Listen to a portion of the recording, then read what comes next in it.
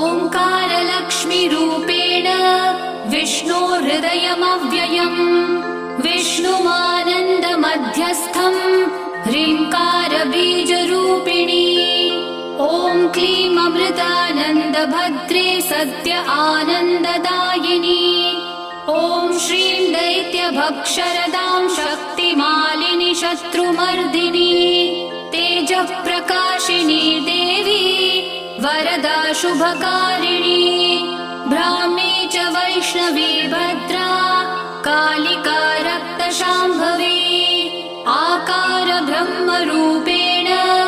ओङ्कारं विष्णुमव्ययम् सिद्धिलक्ष्मी परालक्ष्मी लक्ष्म्यलक्ष्मी नमोऽस्तु ते सूर्यकोटिप्रतीकाशम् चन्द्रकोटिः समप्रभम् तन्म